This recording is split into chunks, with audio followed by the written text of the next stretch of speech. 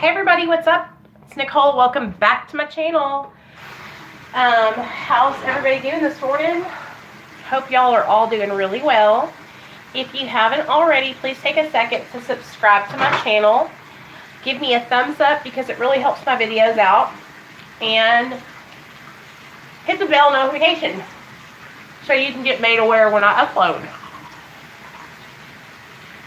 I'm going to brush my teeth and then we're going to go do some makeup.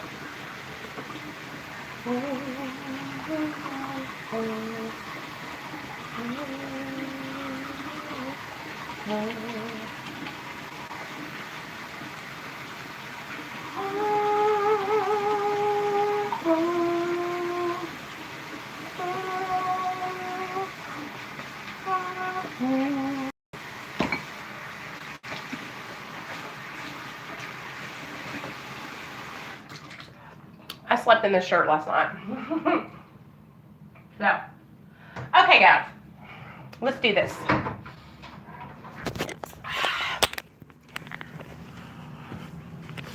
Subscribe. So I wanted to talk with you guys today about, I wanted to share with you guys an experience I had.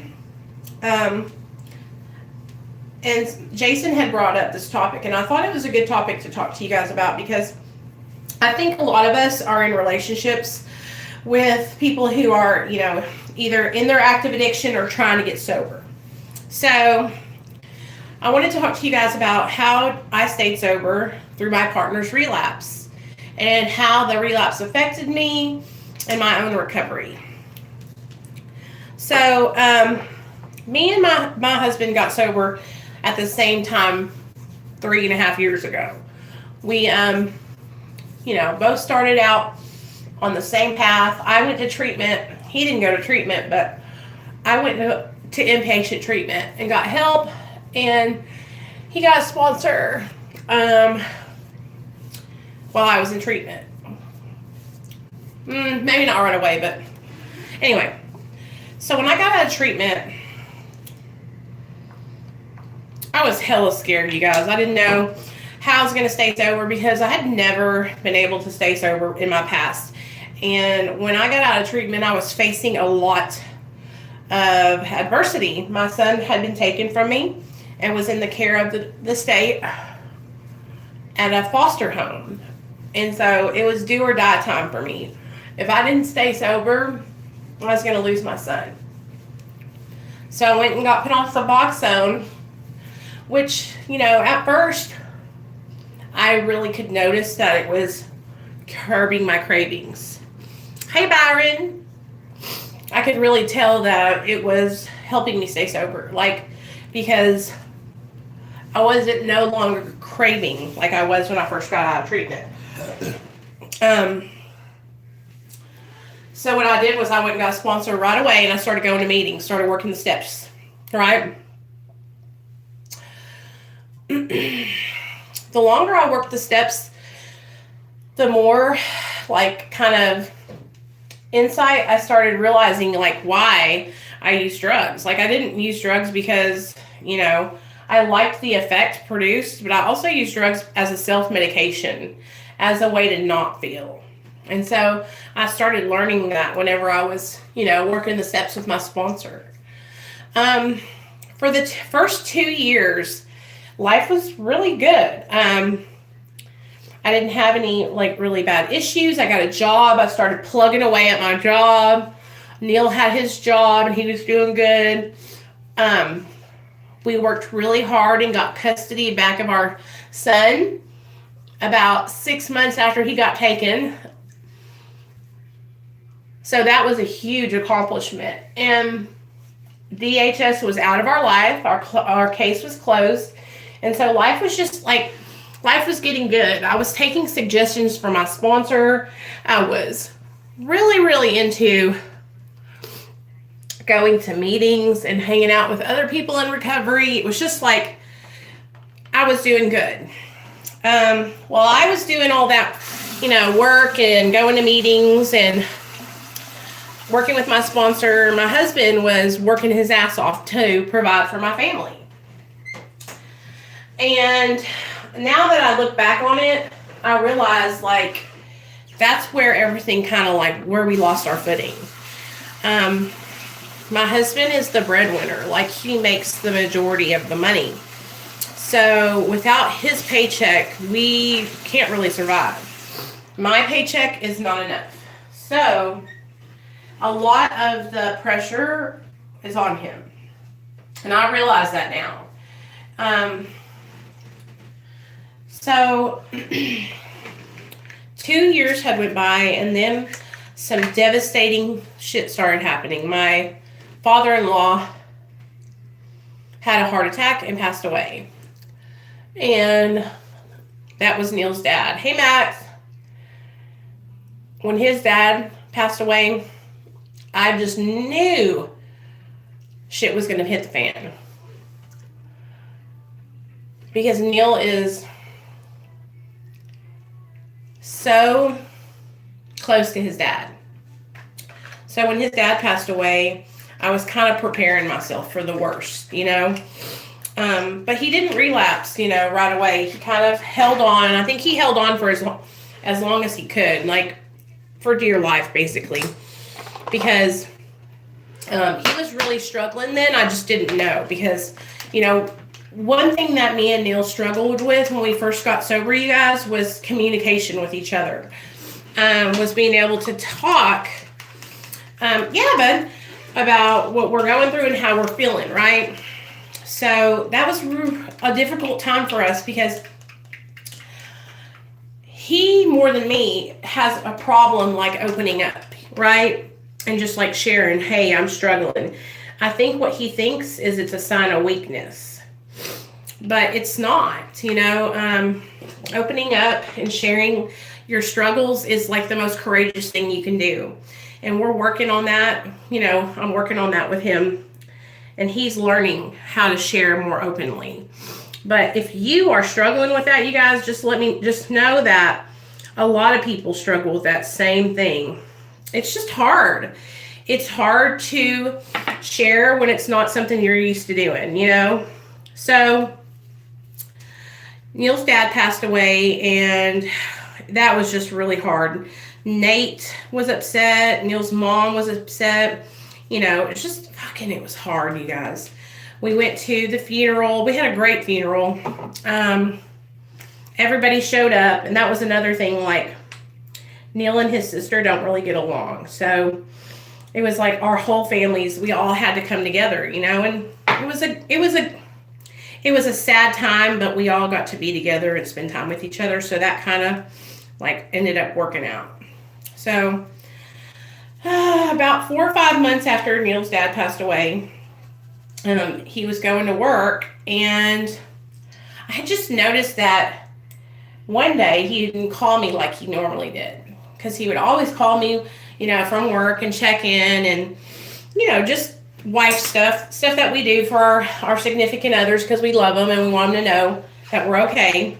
So one day he just didn't check in like he normally did, so I called his phone. And that's when I realized he wasn't answering my phone calls. Like, he was literally letting the phone ring, or he would ignore it. So I called 100 times until he answered the phone. And that's when I knew. I heard his voice that he was high. And I was like, what are you doing? He says, you know, nothing. I was like, Neil, what are you on? That's always what I say, you guys, at first. What are you on? Because we've been together for so long, like, I can hear his voice and know, you know, if he's slipping. And so, of course, he denied it and said nothing and blah, blah, blah. So, me being the 007 that I am, I get on the Regions app and look up what all money's coming out of our bank account. And that's when shit hit the fan. Neil's first lapse that he had about a year ago was a bad one.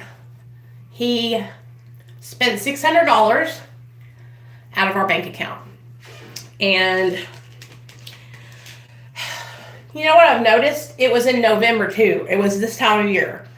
And that's been that's been a similarity with Neil, is that he usually goes out, or if he's going to go do something, it's usually during the winter. I don't know if he has seasonal depression or what, but he spent $600, and it was like $100 here, $100 there, but in total it was $600. And the way I figured it out was he was going into the store and he was taking cash back at the register. And that's how he was doing it. And he was covering up for it. So it all started out like it starts out every time with benzos. With him getting benzos from somebody at work and taking them and thinking that, they won't affect him. But every time he takes benzos, it makes him want to do other stuff.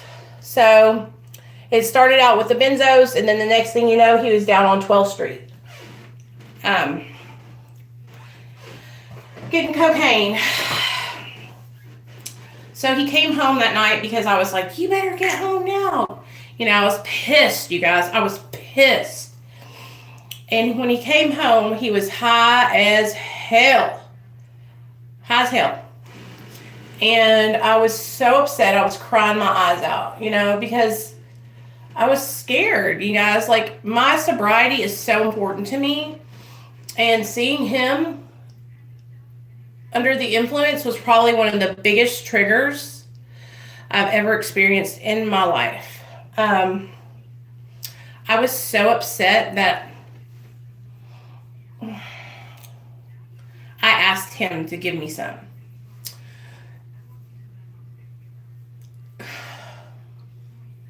I was like, just get me high too. Just get me high too. Because I was, y'all, and I hate to even admit this, but I did.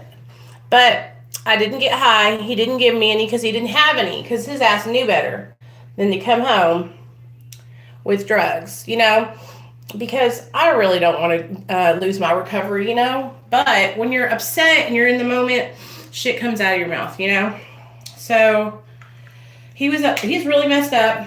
Thank God my child was asleep and safe, and I didn't have to worry about any of that drama. But I called his mom and, told her, I'm going to have to kick Neil out. He can't stay here if he keeps doing this. This was the first time it ever happened, right? So,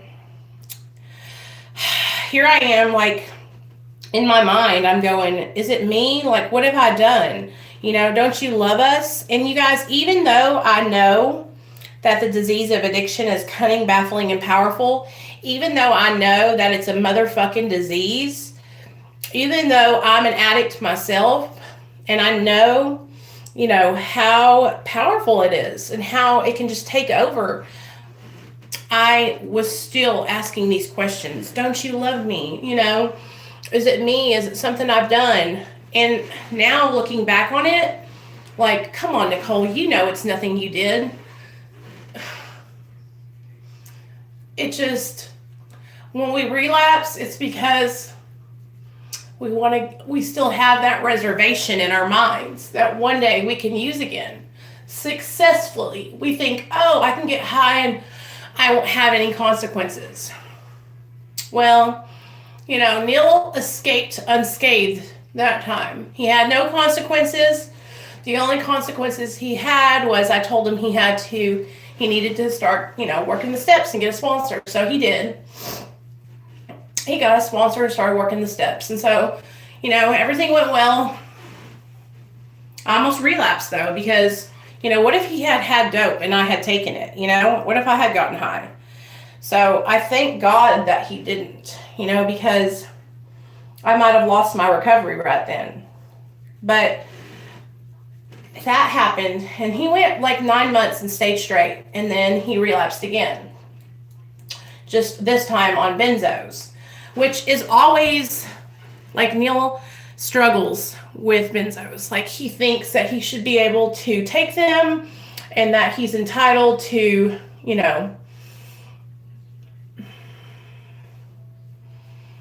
take benzos whenever he wants to. And he's learning now that he can't, and that anytime he does, he has these negative consequences. Bad. I mean, he gets so fucked up that, he fucks shit up. Well, this time, he didn't escape unscathed. This time, his job almost fired him, and he had to go to treatment. So he got enrolled in really intensive outpatient. Like, I'm talking 4-hour classes, you guys. Which, I mean, it's all good if you're going to, like, actually use the information and apply it to your life. But if you go and you just don't apply that information to your life, then it's, like, not even worth it. So this last time he relapsed, it wasn't like last time. I wasn't like, I didn't want any. I was upset. I was mad. I was angry. I was disgusted. But I didn't, like, want to get high like I did last time. And I think that's because I have this channel and I have so much support from you guys. I think, well, if I go out and relapse, what is everybody going to do? I have people that rely on me. I have to set a good example, And so this last time it was just like devastating because, again, even though I know the disease of addiction is cunning, baffling, and powerful, even though I know that it's a disease, I still have these questions, like, do you not love me? Don't you, it's always like brings up all these insecurities in your mind. Like, I must not be good enough. That's why they're still using. All these questions, you guys, like, and again, he would say, no, I love you. I love you. I love you. I don't want to lose you. I don't want to lose you, but his actions would show other words. His actions would show that he didn't care and that doing pills was more important to him. And that's how I would feel, you guys. I felt like that. And I've been feeling like that for a while. And I've talked to him about it. And I think it's because, like, it's hard. Whenever you're an addict too, and you get sober and your significant other is struggling getting sober, we lose that empathy and the empathy I have for others. I have to show that same empathy and understanding to my spouse, okay? You know how I come on here and I tell you guys, like, it's okay, like, I've been there, just like I tell you guys it's okay and I've been there. Like, why don't I show him that same, understanding? So that's what I have been learning about myself, is that I have to practice what I preach. Like, I can't just come on here and talk about, helping others if I can't even do it for my own husband, And that's been a struggle for me, you guys. It's been a fucking struggle to learn how to, like, let go of the emotional part and just be a fucking good supportive wife and help him.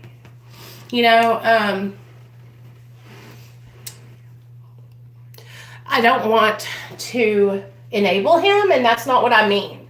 But I'm talking about, like, just being a good person and, like, doing what AA and NA have taught me, which is love him until he can love himself. Because we all know, like, when we're using, you guys, that's what it is. We don't love ourselves. And so we're struggling with stress, which is a big reason why Neil used, was because of stress. And it's like that pressure from society, which he has on him because he is the man of the household and the breadwinner. And I told him, I said, I'll do anything I can to relieve some of these stresses from you. Okay? I'll work more hours.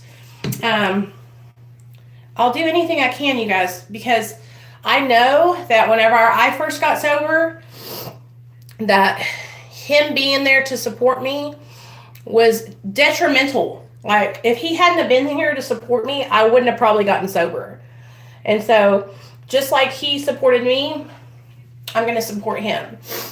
And he doesn't even realize that he was doing that, you know, but that's what we do for each other when we love each other. We support each other no matter what. And so that's what I'm trying to do. I'm trying to work on disconnecting that emotional part and just being a fucking loving, caring wife who supports her husband in his hardship, in his struggle, you know?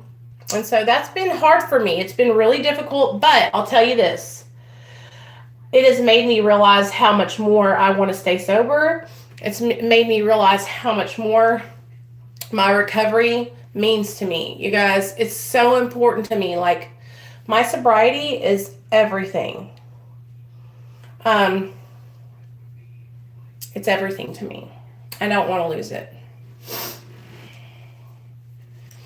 You know, but it's been hard. It's been hard.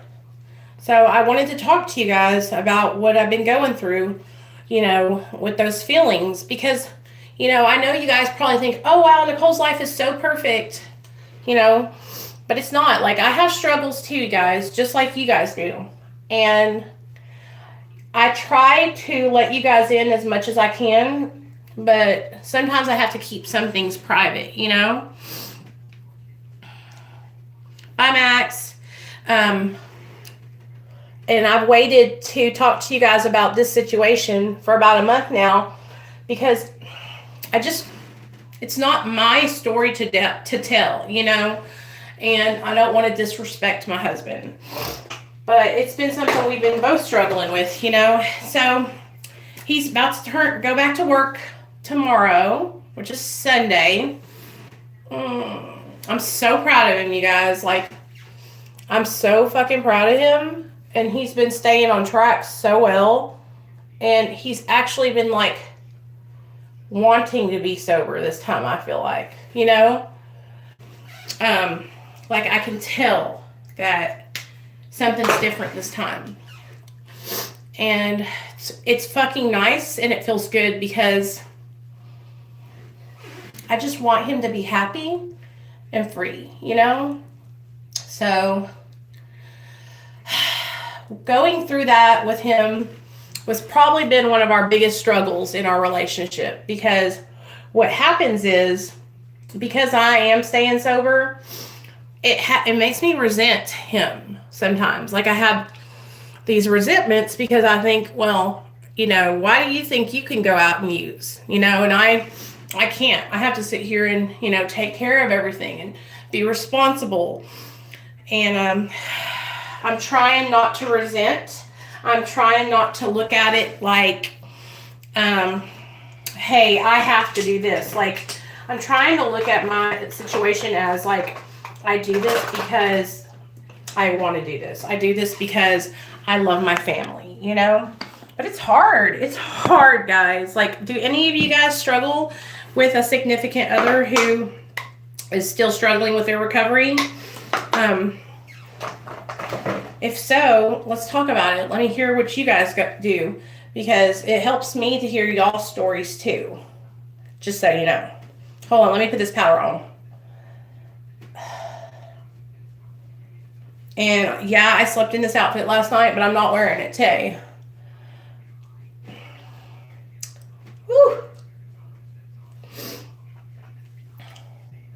I love you guys, and I want you guys to succeed just like I want Neil to succeed. But, you know, he is directly related to me, and what happens with him affects me deeply. You know, sobriety is so important for my little family. It's basically the way we're going to stay together. If we don't stay sober, you guys, our life will fall apart, you know? It's fucking important as hell. And I guess I'm just trying to help him realize how important it is for us. And I think he's finally like getting it, you know? Oh my God, what's in my eye?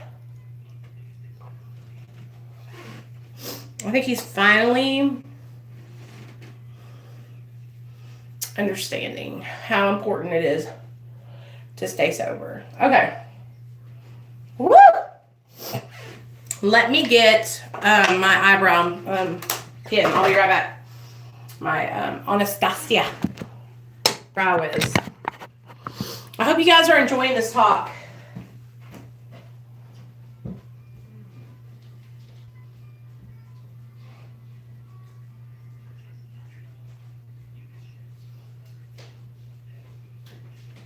Okay. So, it's been a hard road. I'm telling you that. Like, don't get me wrong, you guys. Like, I have triggers and shit, you know? Like, I will have moments where I'm like, am I doing this? Is it worth it? But then you know what happens? Then I have moments like last night where I was laying in bed with my family and my son, and I think about how I just got to buy my son 2 more gifts for Christmas and how fortunate I am to be able to provide for him. Because there was a time where I was too high to even care about buying any Christmas gifts. And I wouldn't have the money to do it, you know, because I was spending it on drugs. So now it's like I'm overfilled and overwhelmed with gratitude for my recovery and for staying sober. And it helps me, that gratitude, you guys, helps me balance out the negativity and the worry and the just life, you know. Staying sober through someone else's relapse that's close to you, it can be done, and it's such a good feeling when you think about it and you look at yourself in the mirror and you realize, like, wow, I could have used dope, but I didn't. You know, I could have gotten high, but instead I chose to do differently. Instead, I chose life. And that's what I'm doing today. Like, I'm choosing my life today. Every time that I choose not to use drugs or alcohol, I choose life. Every time I make a video and I come on here and I talk with you guys, you right now, y'all are choosing life too. And I don't know, when you look at it in this perspective, like, I want to choose life. You know what I mean?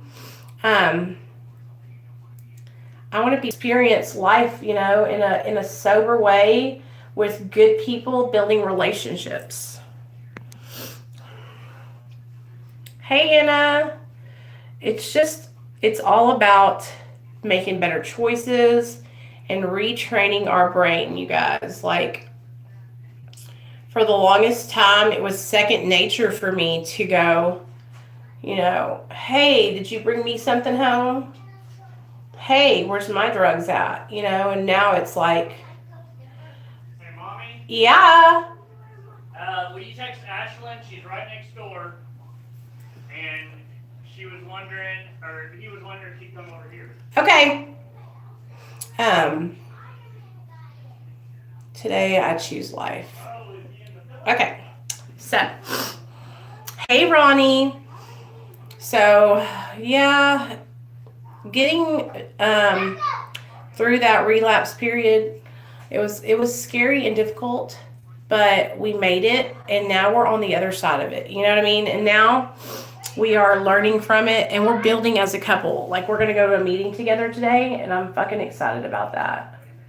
We're going to go to a meeting and eat out with his mom, go eat with his mom, and then go to a meeting. She's going to watch Nate while we go to the meeting, which I cannot wait to go to a meeting. I haven't been to a meeting in like 3 weeks. You know, I really utilize these group talks with you guys as a lot of my support. And so I need to get more into meetings. So I'm going to start going a lot more. So that way I can come back and tell you guys what I learned and what we talked about and, you know, help you guys, because I can't help you guys if I'm not staying up on myself, you know? So that's the plan, is to go to the meeting today with Neil and go out to eat. We're going to meet at this pizza place and eat there with his mom. So, yeah. Right, and me and Neil, I mean, we love each other. That's a given. But we both have to, like, want our recovery, you know? And that's the thing, like, we both want to be sober. And I know that I cannot choose recovery for him. Like, he has to choose it. So that's been hard for me, because what I want to do is, you know, like, I want to choose for him and direct him. And so I have to allow him to do that on his own. Hey, baby. Did Ashlyn come over? I just told her. Look at my new haircut. Let me see. Oh, you want to show everybody? Yes. Oh, Nate got his haircut, guys. Damn, you look good, son. You look good. Like it. No, it's supposed to be all the way down there. What? Supposed to be down there. Let me see. There you go. How's that? Supposed to be down there. You like that? Supposed to be all the way down. You don't want it too long because it'll be in your eyes. You look great, son. I like it. Him and his daddy went and got their haircut. So, Where did my Iron Man guy go? Where did my Iron Man guy go? so darn cute. I know. Where did my Iron Man go? Where did you put him at, son? I don't remember. Okay, sorry, I don't know where you put him at. Oh, I'm sorry. So, okay, let's talk about some other stuff about our loved ones and relapse. So that way, because I know there's some people that are going to watch this video over again that are literally going through it right now with their loved ones, and they need support. So just because somebody that you're close to, just because your significant other is relapsing, that doesn't mean you have to, guys. Like, just because your significant other, partner, whatever you want to call it, is doing some dirt, doesn't mean you need to do it. We can all, you know, make good choices and grow from it and see, hey, like, I don't want to live that life no more, you know. And that's what I had to do, is I had to start looking at it like, do I want to live my life, you know, in my addiction? Do I want to continue on in my addiction? It's just, no, I don't. Because when I'm in my addiction, you guys, like, that's all I can see is my addiction. When I'm in my addiction, I cannot do anything for anybody else. I can't think about anyone but myself. I wouldn't be able to come on here and talk to you guys about anything because I couldn't think about anything but drugs. Y'all understand what I'm saying? So, okay, eyeshadow. Making new choices, better choices, is key in my recovery today. And I just don't want to live like that no more. I hope you guys understand what I'm saying. What palette do I want to use? I feel like I'm just always doing like purples or something, so I want to change it up. I really don't know what shirt I'm going to wear today because I'm in pajamas right now. But we'll see. Does anybody have anything they want to add or ask any questions? I'm just shooting this shit with you. Oh, like I said, we're going to go to a meeting and go out to eat with Neil's mom.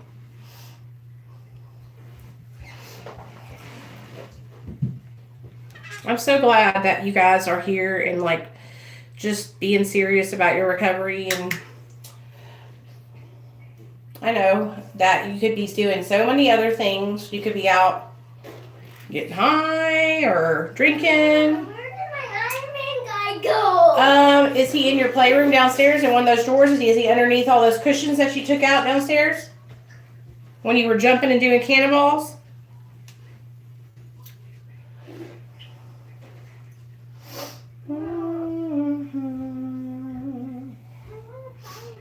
Another thing that it was difficult for me was I had a friend of mine, you guys, that I used to use with, right? And she wanted me to hang out with her, right? Like she after we met up with each other one time, I saw her in the grocery store. After that, she wanted me to, become best friends with her again. And this was somebody that like all we did all the time was get high together. And so it was like a really big trigger. Just seeing her was a huge trigger. Like, oh my gosh.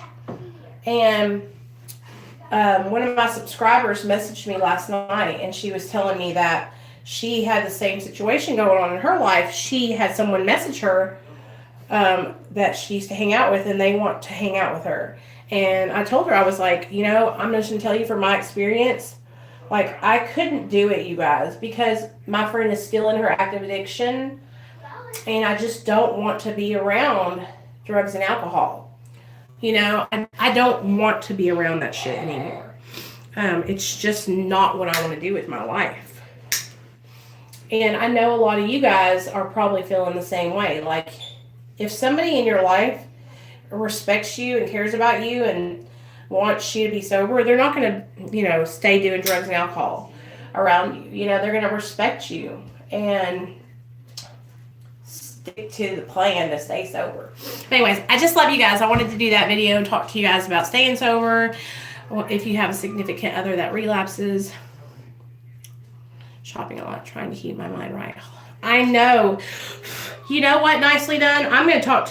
So holidays are difficult for a lot of us, and I can totally relate to that. So they're hard for me because what happens is I think I have to do so much for everybody. But really, if you think about it, holidays are just about us being able to come together with our families. You know what I mean?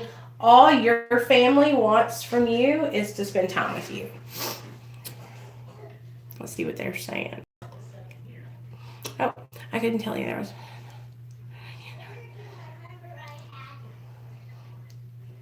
Right. So nicely done. I'm so glad that I noticed that you're new to the channel. I saw your comment the other day. So you found me on Gina's channel, right?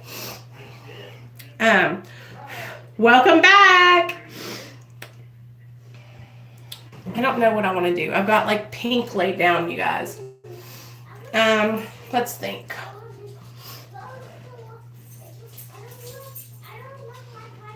I got pink laid down. I think we're going to go into some purple. That's what we're going to do. I always do purple. Why do I do this? It's like a lavender purple. Hold on, let me get that all over the lid. Yes, they're also from Gina's channel. So, well, you know what? Nicely done. I really care about Gina, and I want her to do well for herself. But like, it was just too heartbreaking for me to watch her going through all that back and forth, up and down. Stay sober, relapse, stay sober, relapse. Do I want to do like a teal color? And God, it makes me sad because I know what it's like. I've been there. Like, I can't even, like, I used to be the queen of raps. Okay, guys? Like, I want you guys to know that. Like, I'm not over here, like, I'm not shaming anybody or anything like that. Like, I've been there. I've totally been there. I don't want to be there anymore. I want to be sober, And it's important to me to be sober.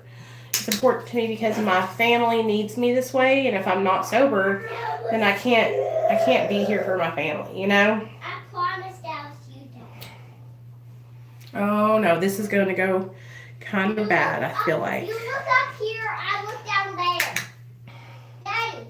And with Gina, I feel like she's just like in a place where she's not really ready to change. And so she's just staying on methadone and like doing other shit. You know what I mean? And I feel like You look upstairs and she really doesn't have any business being on methadone. Like her ass, they need to take her ass off because she's just fucking abusing it. I feel like she's just taking it to the next level, you know? And that's not me hating or nothing like that. That's just the fucking truth. You know, there's people that are on methadone that use it as a tool and want to be sober. And then there's people that take their methadone, mix it with other stuff, and stay high all day, like Gina is. And that's not, we don't promote that over here on this channel. Like, I promote using, if you're on medically assisted treatment, like, you need to be working actively on your recovery, not just taking medication. Do y'all feel me? Like, you can't just get on methadone and expect to be cured from your addiction. Like, that's just not how it works. I think she's not being honest about where. Right. I feel the same way. And like, I've tried to talk to her about it. That's the thing, you guys. Like, this isn't come out of nowhere. Like, I've been trying to talk to Gina about this for over a year now. So has another girl named Sherry. Like, all tried to talk to her and help her, but she doesn't want to hear it. You know what I mean? Like, she's not ready. She's struggling, obviously. I mean, it's apparent. When you're falling asleep and burning yourself with cigarettes, like, that's not good.